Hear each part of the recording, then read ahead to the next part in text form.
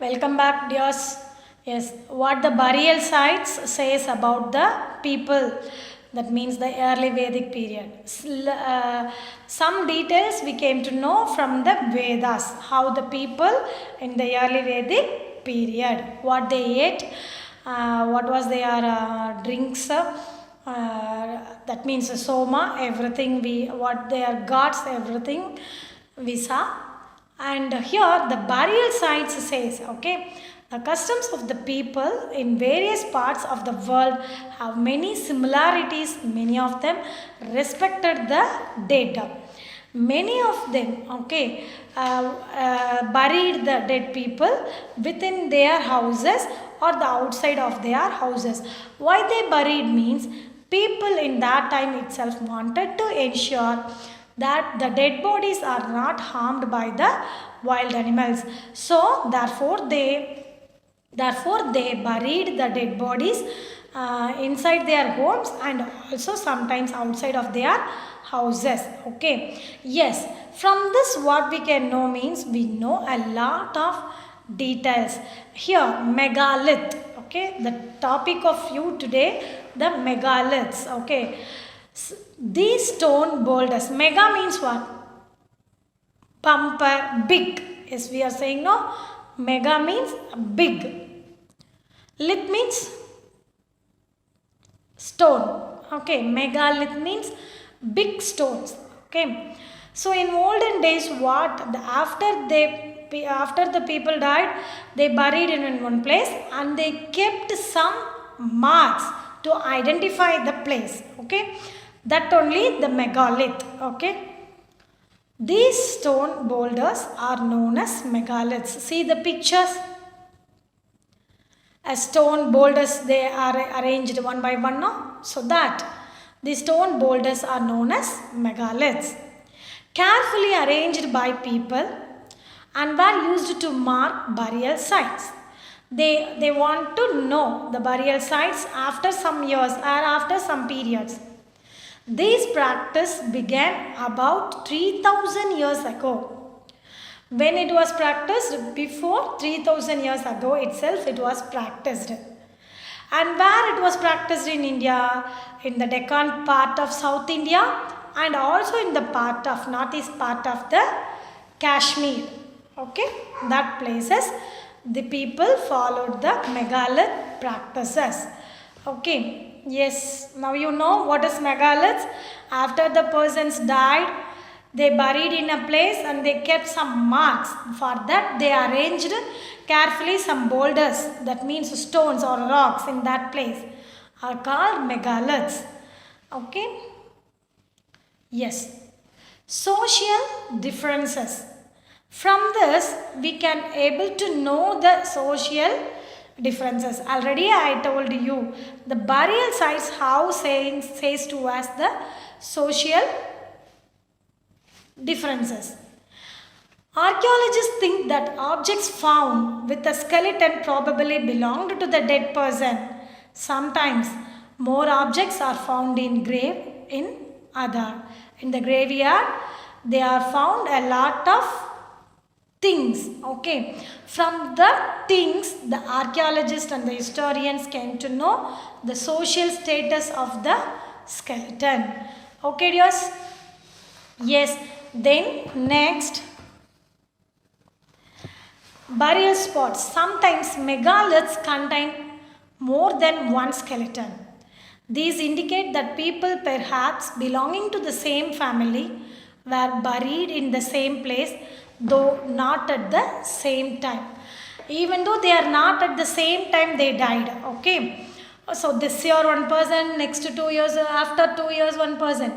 Even though there was a lot of skeleton in one place, how means they select one place and they buried their family members after their period in one place itself. So that's called, okay. So that is family burial spots. Sometimes megaliths contain more than one skeleton. This indicates that people perhaps belonging to the same family were buried in the same place, though not at the same time. The bodies of those who died later were brought into the grave through the portholes.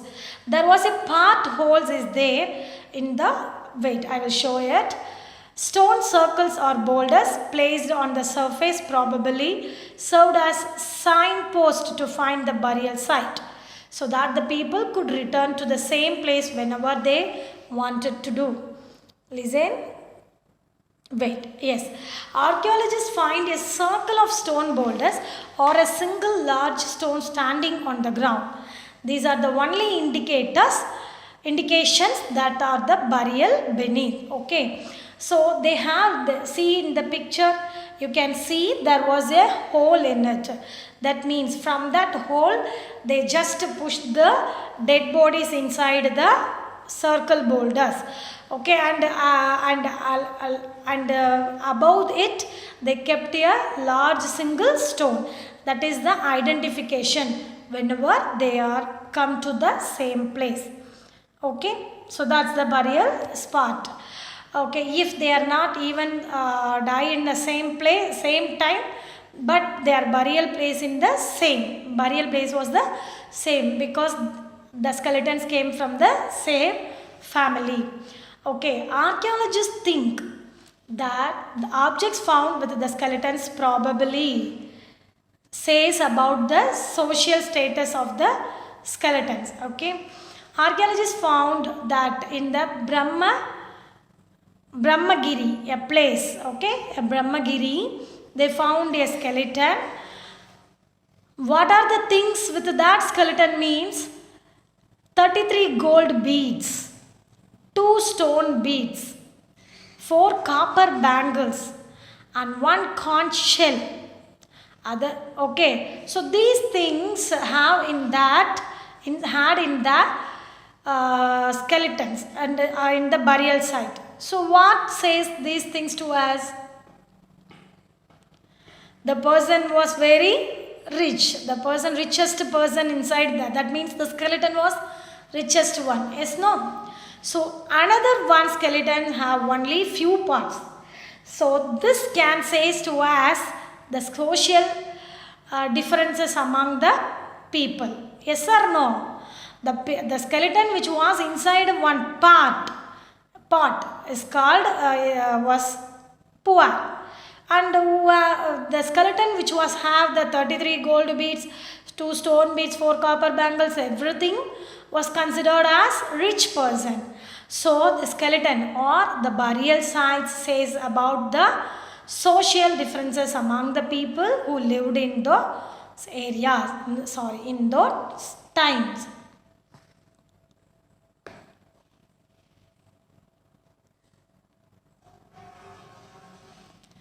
Then this we completed. Then as at many places these huge stone formation are found over the earth, but at some places they are under the earth's surface. In some places it was outside, and in some places it was under the surface of the earth.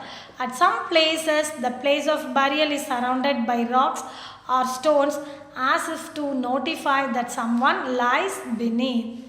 Yes, children? Yes. Here types of megaliths or how they doing the megaliths. Here some points, the steps I given in the book, we should arrange in the order. First, digging pits in the earth, transporting stones, breaking boulders, placing stones in position, finding suitable stone, shaping stones, burying the dead. What is the first one? Finding suitable stone. Okay. If a person died means finding suitable stone. Then